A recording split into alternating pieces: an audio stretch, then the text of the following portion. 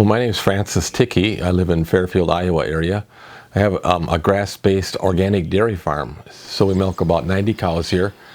And it's grass-based, meaning the cows get fresh grass twice a day during the summer, spring and fall. And we process our milk on the farm here. And we market it all locally. So we have bottled milk and yogurt and cheese. And we only market it within about a 5-mile radius of our farm through 3 grocery stores and about 20 restaurants locally. I grew up on a dairy farm in Minnesota. And the first time I went to college, I got degrees in music and philosophy. And then I came back and farmed for 9 years on the home farm with my brothers and my father. And then went off to graduate school and got some graduate degrees in soil science. From there I went to work at USDA in Washington, D.C., where I served as the national program leader for soil science for the USDA Extension Service for a while, and then came back farming again. In 2010 I ran for Iowa's Secretary of Agriculture. And the reason I ran was to try to bring out some of the issues that are important, that are often overlooked or intentionally not talked about here. And for example, water quality is a big issue, and we often don't really get a deep enough understanding of what the problems are in our water quality to even know how to address them properly. It seems like the leaders, political leaders, don't really talk in much detail about the real problem. And we have the additional problem that some of the ag groups in Iowa, they actually try to obscure the issue. We hear from some politicians and from ag groups that, well, the cause is the weather and the fact that Iowa's soils are very productive and rich in nitrogen, that there are 10,000 pounds per acre of nitrogen in the soil, and that's the cause of the problem. It's bound in the organic matter, and it's held fairly strongly, but it turns over through the biological activity in the soil. And so, and that turnover in a natural ecology involves both the soil microbes and the plants. So like, for example, when the prairie grasses were here, they're perennial plants, and they had live roots in the soil year-round. And so when that nitrogen turns over, the plants will scavenge the excess nitrate, and it never gets away into the rivers. When you have perennial roots in there, very, very little nitrate will leave. But the problem is that we've broken that cycle. And that cycle of cycling those nutrients from the soil microbes to the plants and back and forth. And when you take out the perennial crops and you have annual crops, then you only have live roots in the soil for about 4 or 5 months of the year.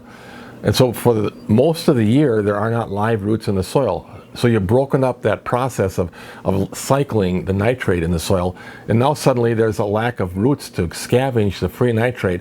And so now when the water comes through the soil, it'll take that nitrate with it and to the tile drains, and then from there to the rivers. Our cropping system is flawed. It doesn't have live roots in the soil year-round, and so we've broken that relationship between plants and the soil. That's why cover crops are effective, because cover crops are planted at the end of the cropping season.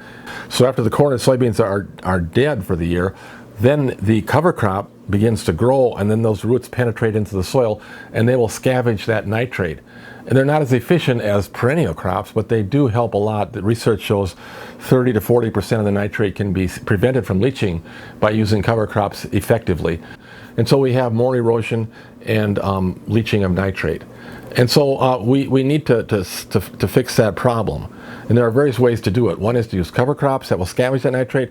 The other is to collect the nitrate out of the tile drains at the end and to turn it back into nitrogen dioxide that goes up in the atmosphere, because our atmosphere is about 79% nitrogen already anyway. And so that will denitrify it if we do things like wetlands or biofilters and so on. Cover crops are effective, and what's especially effective is that over time they become more effective, because when you use cover crops every year, you're putting all that organic matter back in the soil, and you're starting to build up your soil organic matter. And so that increases your soil water holding capacity, it increases your soil organic matter, and it protects the soil from erosion. So it does a lot of things that help build soil quality using cover crops. So you'd think everybody want to do it, but it costs money to put the cover crops in on a short-term basis. And at first getting started, there can be some complications. It's a learning curve to using cover crops. And the benefits accrue more over time. And so the benefits aren't something you're going to necessarily notice as much the first year or two. You're going to notice them more and more as time goes on. So, and there's not much motivation. We talk about, we have a voluntary water quality program. And what's the motivation? Because the practices that farmers need to use cost money. I don't believe it's going to ever happen on a voluntary basis. And I think there's really a precedence for how we could do this. The people who oppose regulation say, well, you can't, every farm is different, so you can't have regulation because you can't have one size fits all. They say, well, we can't have regulations for that reason. But I'd like to point out that we do have a program already that farmers use as a regulatory program that that has flexibility, and that is soil conservation plans. In the 1985 Farm Bill, Congress mandated that every farmer who's going to get subsidies, federal subsidies, has to have a soil conservation plan on the farm that will reduce erosion to a tolerable level. And so virtually every farm has a soil conservation plan. And the key thing about it is that they can choose, every farm can choose practices that work on their farm, but that will meet the T value. And to find out if it will meet the tolerance value, there is a complicated program, a computer model that USDA has put together that incorporates all the research, very much research in soil erosion. And that's all in there. So if you put it into practice, it'll tell you what you can expect to reduce your erosion on, or your combination of practices, what your erosion is expected to be. We could do the very same thing with water quality. We could require every farm to have a water quality plan, and that would give every farmer flexibility. They could choose practices that they want to use on their farm. It could be for cover crops, it could be a biofilter, it could be wetlands, but they would choose what they want to use on their farm. And then we have all this water quality data that could be put together into a model that would be able to predict, we already have that knowledge, predict what the erosion, the water quality or nitrate leaching potential would be. We could have it for both nitrate and phosphorus, what the loss potential is. And so every farmer would have to meet a tolerance level for nitrate and phosphorus. So I think that's the ideal kind of a thing. It's required, it would be required, but yet it would allow the farmers to have flexibility to do what would work on their own farm. I think that the farm organizations in Iowa and actually around the country, particularly in the Midwest related to nitrate leaching, have are on this idea that they're going to try to kick the can further down the road.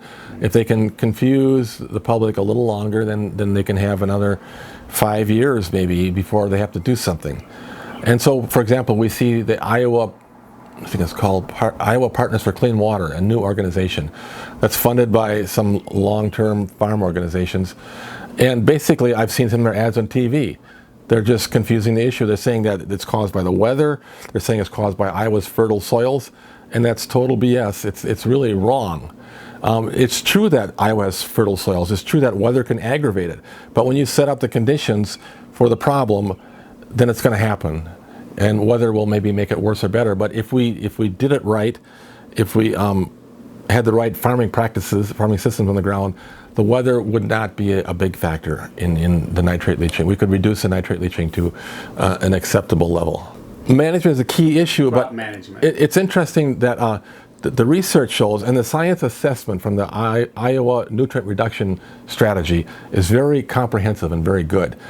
But what's interesting in that science assessment, it shows that the nitrate that gets into the river is not so much from over-application of nitrogen fertilizer.